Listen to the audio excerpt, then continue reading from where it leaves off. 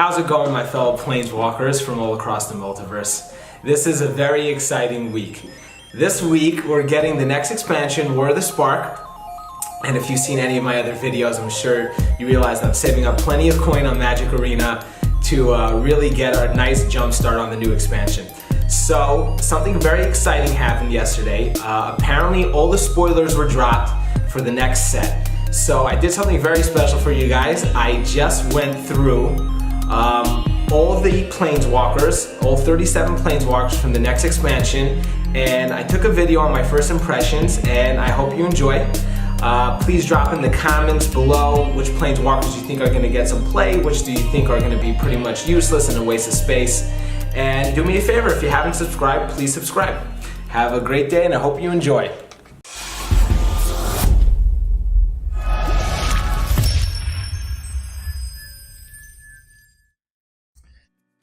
So welcome back, guys. Here we are. We're on mythicspoiler.com. War of the Spark spoilers. Okay, so I'm sure you guys have been doing some research of your own. And from what I've found out, there's going to be 36 different Planeswalkers in this deck. And in each pack, supposedly, there's going to be a Planeswalker. So obviously that means that not all of them are going to be mythic rares or rares. There are going to be uncommon Planeswalkers, which I find very interesting. In my knowledge, I mean, I'm pretty new to Magic, so at least for my knowledge, I don't think there's ever been a uncommon Planeswalker. In fact, I don't even think there's ever been a rare Planeswalker. But anyway, let's get right on into it, cracking into it. This is so exciting. I can't wait. Okay, so we have Karn, the Great Creator. Activated abilities of artifacts your opponent's control can't be activated. That is pretty cool. So it looks like, from what I'm seeing over here, that these Planeswalkers almost have an effect like an enchantment. They have standing effects that are not loyal to your abilities, that just give you some pretty cool effects. So I think this is really nice. So you're definitely getting some value on them by throwing them down on the board. Okay, until your next turn, up to one target non-creature artifact becomes an artifact creature with power and toughness, each equal to the converted mana cost. That's really nice. So that works out really great in artifact decks, but then again, of course, he's Karn, so that would make sense. His -2 ability. Ooh, so I see. So, I mean, I don't know if I could call it an ultimate ability. There's only 2 abilities on this Karn. You may choose an artifact card you own from outside the game, or in exile, reveal that card and put it into your hand. Interesting. So on Arena, when it says outside the game, I'm assuming it means the sideboard. Okay, let's get on to Ugin the Ineffable. This is a Planeswalker I've never even heard of. Color spells you cast cost 2 less to cast. Wow. So once again, this works out very well in artifact decks. Exile the top card of your library face down and look at it. Create a 2/2 color spirit creature token. When that token leaves the battlefield, put the exiled card into your hand. Very, very nice. Destroy target permanent that's 1 or more colors. 1 or more colors. So that's essentially just destroy target permanent that's not an artifact. Okay, Necropolis, the Dragon God. So I've been checking up on the lore, and I'm assuming that you guys have watched that trailer that Wizard of the Coast dropped, which was absolutely fire. So for once in my life, I find myself very interested in the lore. In fact, I think tomorrow on the 23rd, they're actually releasing a full feature-length novel, which I am most definitely going to be reading, and that should be fun. Okay, Necropolis, the Dragon God. Wow, look at that art. That's fucking boss. Let me zoom in over here. Necropolis. Necropolis Dragon God has all loyalty abilities of all other Planeswalkers on the battlefield. Okay, I already know that I am most definitely going to be using my rare wild cards for this card. I have 3 mythic rares saved up. I think I may just go for a Necropolis deck. The Dragon God. He's 5 to summon. You draw, his +1 is you draw a card. Each opponent exiles a card from their hand or a permanent they control. -3, destroy target creature or Planeswalker. -8, each opponent who doesn't control a legendary creature or Planeswalker loses the game. Wow. Very interesting. Very interesting indeed. So I don't know if this guy... It's very hard to say what the meta is going to look like when a new expansion comes out. Me personally, I'm going to do everything I possibly can to get this Necropolis Dragon God. I have a couple of Thran Gateways. I have a couple of Planeswalkers. I have a couple of Oaths of Teferis. I think that I'm most definitely going to go for a Super Friends type of deck. Okay. Tezzeret, Master of the Bridge. Creatures and Planeswalker spells you cast have affinity for artifacts. Interesting. Now, what does affinity mean? Creature and Planeswalker... Okay, so I have some older Magic the Gathering cards. I think affinity means that for every one of that type, it costs one less to summon. I could be wrong. Tezzeret, Master of the Bridge, deals X damage to each opponent, where X is the number of artifacts you control. You gain X life. Wow, okay. -3, return target artifact card from your graveyard to your hand, and -8, exile the top 10 cards of your library. Put all artifact cards from among them onto the battlefield. Jesus Louises. Okay, so that's a mythic rare. That Planeswalker is a mythic rare. Both Necropolis and Tezzeret over here are mythic rares, whereas these two are just rares, and here we go. Ajani the Great-Hearted. I happen to be a big fan of Ajani. I always like the fact that his Planeswalkers are typically 4-drops, so it makes it way more easier to play him, as opposed to, let's say, these 5 or 6-drop Planeswalkers. Creatures you control have Vigilance. That is really, really nice, okay? You gain +1, you gain 3 life. Really cool. I can already see how my Resplendent Angel is going to enjoy this Ajani. And then -2, put a 1/1 counter on each creature you control and a loyalty counter on each other Planeswalker you control. So this card is most definitely going to have to go into my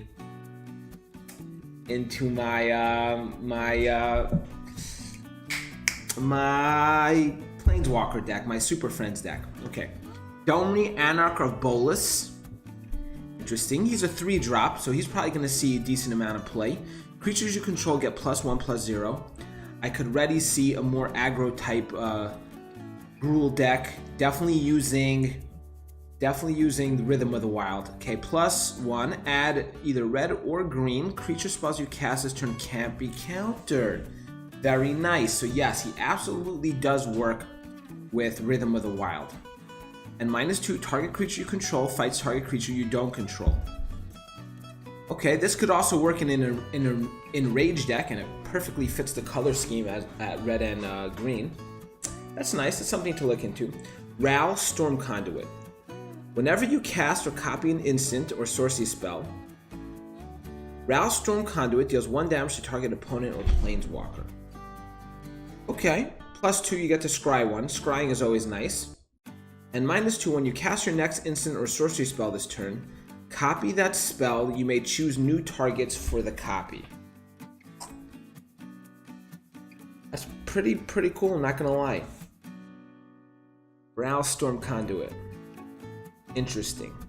I don't know. I don't typically like to play, like spell slinging type of decks. But I can really imagine that this would work out fantastically in some form of Drake deck. Maybe even in, a Thousand Year Storm or any of those type of decks, Gutter Snipes. It's interesting, definitely interesting. I don't find myself desiring it too much. Sorin, Vengeful Bloodlord. Another 4-cost Planeswalker. I'm liking these low-cost Planeswalker. My eye just caught this Teferi Time Raveler. I'm seeing him at 3. I think he's going to be the bane of my existence. Okay. As long as it's your turn, creatures and Planeswalkers you control have lifelink. I like that. I like the lifelink ability. +2, Sorin, Vengeful Bloodlord deals 1 damage to target player or Planeswalker. Hey, no great shakes. -X. Return target creature card with converted mana cost X from your graveyard to the battlefield. That creature is a vampire in addition to its other types. Okay, so his +2, the ability itself is not much, but it's +2, so that's always nice. Will this card get play? I mean, I can imagine it will, but I don't see it being such a huge card. I could be wrong, obviously. Yeah, I could be woefully wrong, and you know, you guys are gonna rip my head off in the comments, but whatever. Tamayu, Collector of Tales. Okay, so I actually, when I started playing online, I remember Magic Duels, I had a Tamiyo Planeswalker, and I happen to really like that card, so let's hope that I'm gonna enjoy this one. So it's another 4 cost. Spells and abilities your opponents control can't cause you to discard cards or sacrifice permanents. That's very nice. So Eldest Reborn is going to be moot at this point if you're going up against this Tamiyo, which is phenomenal. And also, it works perfectly. Actually, I think it's going to work very well against Dimmer. So you're not going to have Thought Erasures mess with you. You're not going to have Divest, Duress, or any of that stuff mess with your hand, which is always great. Typically, when I go up against a deck like that, and if I'm not in the mood, I'm just gonna concede right away. No, I hate having my hand hated upon. Okay, +1. Choose a non-land card name, then reveal the top 4 cards of your library. Put all cards with the chosen name from among them into your hand, and the rest into your graveyard. That is interesting. Okay, so it seems like it's a bit of a gamble, you know, but I always like an element of luck. You know, it's definitely more exciting when that happens. But if you're running 4 ups, then you know your odds of scoring one of the cards are pretty cool. Okay, -3, return target card from your graveyard to your hand. Okay, so even if it goes into the graveyard, you can always bring it back if you need to. That's cool. Then Teferi the Time Raveler, as if the last thing I need to see is another Teferi. And to make things worse, it's a 3-drop. So yeah, this is gonna be a problem already. Each opponent can cast spells only any time they could cast a sorcery. Let me think a moment. I most definitely am going to hate this. That is for sure. Until your next... Okay, I feel like control in this next expansion is going to go off the chains. Until your next turn, you may cast sorcery spells as though they have flash. That is very, very cool. -3, return up to 1 target artifact, creature, or enchantment to its owner hand. Draw a card. Okay, so at least he doesn't have any form of emblems. Interesting, interesting. Okay, Angrath, Captain of Chaos. I happen to like Angrath as a Planeswalker. I have 2 copies of that 5-cost Angrath that, you know, his +1 makes the opponent discard a card and do 2 damage. I like that card. I play it in a few of my decks. So Angrath, Captain of Chaos, another 4-drop. He's only an uncommon wild card, uncommon Planeswalker. Creatures you control have menace. Oh wow, okay, so I could see Rakdos I could see this being played in Rakdos, absolutely. -2, Amass 2, interesting. So this I think is a new mechanic in this War of the Spark. I have never seen anything, let's see what it has to say. Amass 2, put 2 1/1 counters on an army you control. If you don't control one, create a 0/0 black zombie army creature token first. Okay, I'm gonna have to look a bit more into this army stuff because, you know, when you think of an army, you think of plural. You know, like there's plural, like a few of them. But it seems like even just one zombie army, one creature could be considered an army. So I'm gonna have to look into that mechanic and see what's up. Another 3-drop over here. This is an uncommon. Spells and abilities your opponents control can't cause their controller to search their library. Wait, so let me think about that. This is in the dimmer colors. Spells and abilities your opponents control can't cause their controller to search their library. Okay. -1, target player puts the top 4 cards of their library into the graveyard, then exile each opponent's graveyard. Very interesting. Okay, so I'm seeing a theme over here. There are some Planeswalkers, namely the uncommon Planeswalkers, that they don't have a plus ability. So when you get on the field, you can either have like their so-called enchantment ability work for you, or at the same time, you can use their -2 and get some value out of it. I do know that there are cards, I saw some cards spoiled on Facebook, that do give you more loyalty to your Planeswalkers. And we just saw that a Johnny Planeswalker before, which it's +1, I think, was it? It's +1, oh, it's -2, gives another loyalty to everybody else, but it has a plus of its own, so, you know, you could definitely keep these guys in action. Dovin, Hand of Control. Artifact, instant, and sorcery spells your opponent's cast cost 1 more to cast. I like that. I like that very much, although Control, once again, is definitely going to get a nice boost. I'm curious to see how Control is going to be doing in this next expansion. -1. Until your next turn, prevent all damage that would be dealt to and dealt by target permanent and opponent controls. Okay, that's nice. That works very well in Control once again. Okay, now Huatli, the Sun's Heart. I personally don't like this Planeswalker, you know. I just find her very weak. The other green-white Huatli, I've seen it maybe played like 3 times. And the red-white Huatli, I've seen it get played a bit more, but still not very much. But after last, you know, all the Planeswalkers are here fighting Necropolis, our main man. Okay, each creature you control assigns combat damage equal to its toughness rather than its power.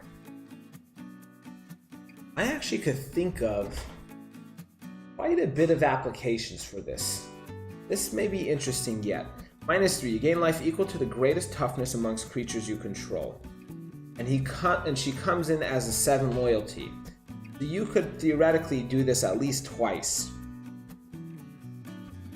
That's cool. I mean, I don't think it's going to get very much play. I'm rather certain that it's not going to get very much play, but nevertheless, you know. Okay, Kaya, Bane of the Dead. This is a more expensive Planeswalker at 6, an uncommon one. Your opponents and permanents your opponents control with hexproof can be the targets of spells and abilities you control as though they didn't have hexproof. So that has definitely some pretty strong implications. I'm looking at you, Carnage Tyrant. But for 6, I don't know if it's enough value to be getting that. When you have, you know, that land, I think it's called the Watchtower, Detection Tower. Detection Tower could always make you target hexproof stuff anyway. -3, exile target creature. Does it warrant a 6-drop is the question, and I don't think it does. So I don't know about this Kaya. I don't know. I'm skeptical.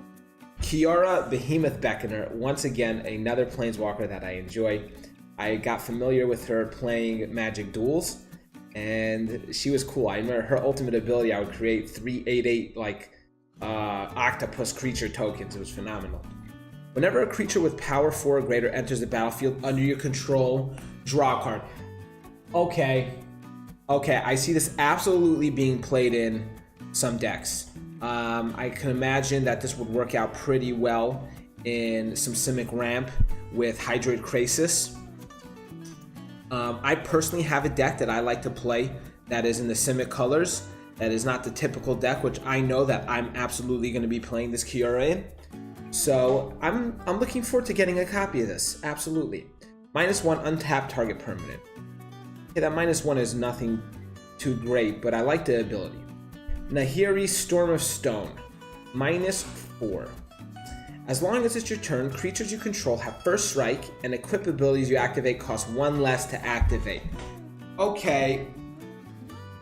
If you guys watch any of my other videos, you definitely know how I feel about Helm of the Host. I happen to be an absolute fan, and I feel like in any good jank deck, it deserves a Helm of the Host. And if Nahiri, Storm of Stone, with the beneath the Capuchin Paragon, I can imagine it's going to become way more possible to play this and make this jank work a bit more. So once again, let's read it. 4-drop uncommon Planeswalker. As long as it's your turn, creatures you control have first strike, and equip abilities you activate cost 1 less to activate. So you now could theoretically get down the Helm of the Host for 1 less, and then you could equip it for 1 less. So that's really cool. -X, Nahiri's Storm of Stone deals X damage to target tap creature. Okay, that's really cool. Saheeli, the Sublime Artificer. I've never been a fan of Saheeli, and I've seen some people post online that Saheeli was OP before. I mean, I guess I was new to the game, so I didn't really see how she was so OP. But apparently she was crazy that they had to. I don't know if they banned it, or they were wanting to talk about banning, or people were bitching about it being banned, or something to that degree. But anyway, Saheeli, Sublime Artificer, 3-cost, uncommon Planeswalker. Whenever you cast a non-creature spell, create a 1/1 color service. Okay, this card is absolutely going to be played, especially with that legendary creature. That whenever you play a Planeswalker card, artifact card, you create a creature token. This is going to work out very well in artifact decks. -2, target artifact you control becomes a copy of another target artifact or creature you control until end of turn, except it's an artifact in addition to its other types. Absolutely. I'm pretty sure Saheeli the Sublime Artificer is going to see some play. This is how I feel about it. Let me know in the comments if you feel otherwise. Samet, Tyrant Smasher. Okay. 4-cost, another uncommon. Creatures you control have haste. Interesting, very interesting. -1, target creature gets +2/+1 and gains haste until end of turn. Scry 1. That's so interesting. Why do I need to gain haste? If I have him on the field already, then he has haste. Whatever. I don't find myself desiring that card. I guess, you know, it doesn't speak to me. Oh, here we go. Now we have a Vraska. So I happen to be a massive fan of Vraska the Relic Seeker. I have 3 copies of Vraska. It is an expensive Planeswalker at 6, but I happen to love every one of his abilities. The +2, create a 2/2 creature with menace. His -3, destroy target artifact, enchantment, or creature. His I think it's a -9. Your opponent's life becomes 1. I love that card. So Vraska, I'm hoping to grab a piece of this, even though I didn't even read what she has to say. Whenever a creature you control with Death Touch deals damage to a player or Planeswalker, put a 1/1 counter on that creature. Oh, I already have ideas rolling off in my head, guys. I have ideas. I'm for sure I want this copy. I want Vraska Swarm's Eminence. Oh, wow. I really like that. Okay, -2, create a 1/1 black assassin creature token with Death Touch, and whenever this creature deals damage to a Planeswalker, destroy that Planeswalker. Absolutely gonna be getting a few copies of this, especially I can imagine, just like I want to play many Planeswalkers, my opponents are gonna be playing many Planeswalkers. I think this is gonna be a great addition. Gideon the Blackblade. So I had my emotions tugged a bit when I saw a card that was spoiled last week. Apparently Gideon takes Liliana Sacrifice, and I don't know how he does it, but somehow he takes the brunt of it and he ends up dying. And it was a picture, the art was, I forgot what it's called, but it was a statue of Gideon holding his sword, and I think the flavor text said something to the degree of, you can rest at peace, I'm watching, or I'm on guard, or something like that. And I don't know about you, but I got shivers. I get shivers right now when I'm thinking about it. But Gideon, I've never been a massive fan of Gideon, but Gideon, definitely a boss. And it would look like from the art that he's right now jumping down to try to stab Necropolis with the Blackblade Reforged, which I know the Blackblade Reforged corrupts. So this is really cool. It's a 3-drop Planeswalker. And we have a mythic rare. So here's another mythic rare Planeswalker. As long as it's your turn, Gideon the Blackblade is a 4/4 human soldier creature with indestructible that's still a Planeswalker. Okay. Prevent all damage that would be dealt to Gideon Blackblade during your turn. But I find that he becomes vulnerable when that happens, because he could be exiled at that point. I mean, he could be exiled if the person has a Vraska's Contempt anyway, but I'm saying, but now that he's on the board like that, Seal Away or any of these type of decks could really get at him. Up to 1 target creature you control gains your choice of Vigilance, Lifelink, or Indestructible until end of turn. That is really nice. -6, exile target non-land permanent. So let me think, why is this a mythic rare though? 1 target creature you control gains your choice of Vigilance, Lifelink, or Indestructible. I mean, maybe I'm missing something. I don't know why it's a mythic rare. Maybe because he's just part of the Gatewatch. Who knows? Jace, Wielder of Mysteries. Number 4. I love the art of this card. My opinion, Jace looks like the most badass Planeswalker. You know, with his swirling blue magic and all that. Legendary Planeswalker, it's a rare Planeswalker, comes in with 4 loyalty. If you would draw a card while your library has no cards in it, you win the game instead. Okay. Very interesting. Let me think about some ramifications that would have. I don't know. I'm seeing in my head Dovin's Acuity in conjunction maybe with Nizal, the Primal Tide, some type of shenanigans like that. Who knows? Target +1. Target player puts the top 2 cards of their library into their graveyard. Draw a card. Okay. So that's going to have some mill. Interesting. -8. Draw 7 cards, and if your library has no cards in it, you win the game. Once again, that's so weird. Why does it have to be redundant? If its ability is if you would draw a card, you win the game, why do I have to have an ability that makes me... Okay, I get it. I draw 7 cards, which is cool. I guess because it's the difference between winning that turn and winning next turn?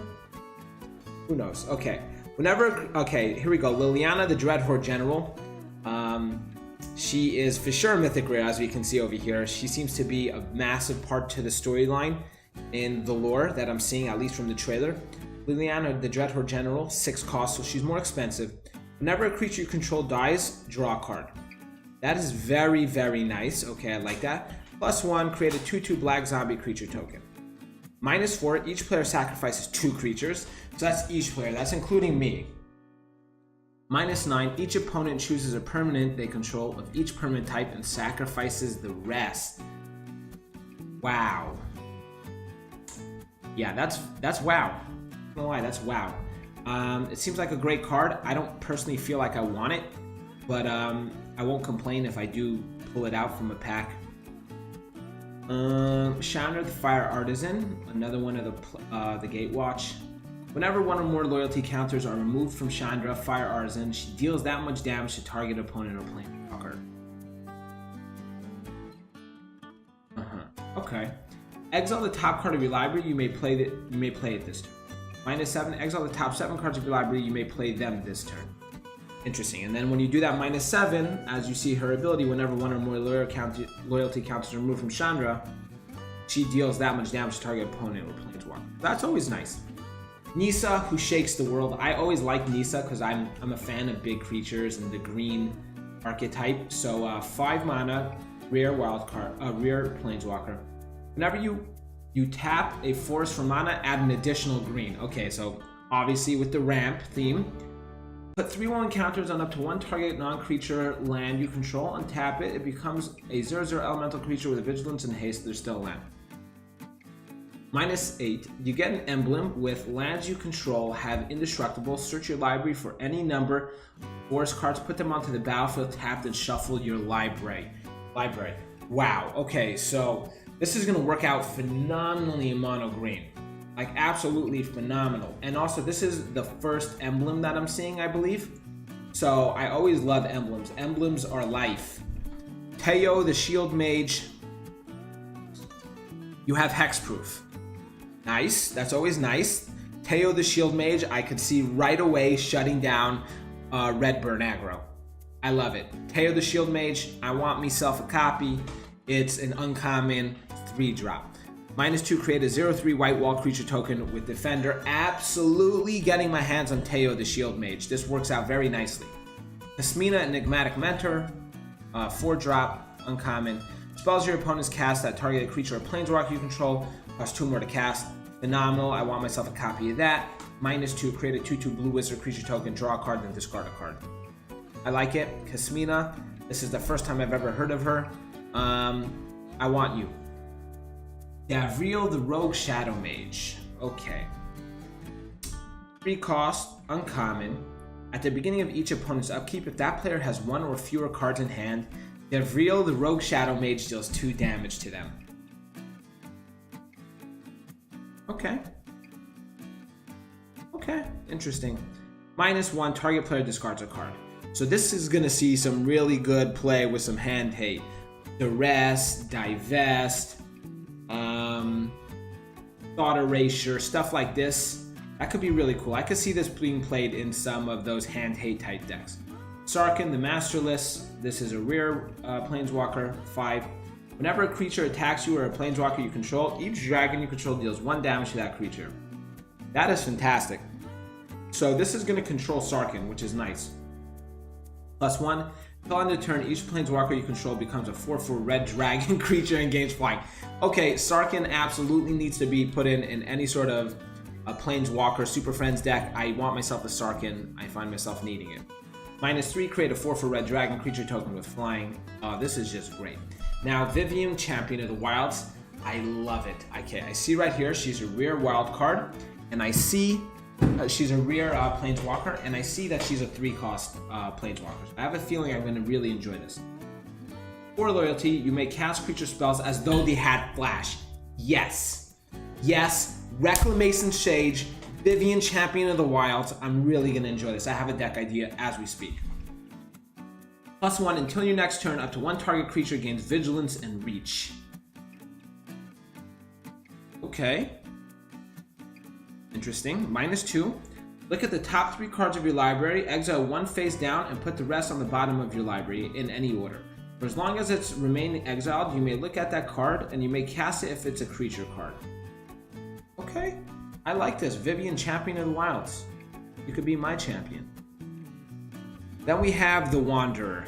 Interesting. She's not even given a name. I wonder if this is a new Planeswalker. 4.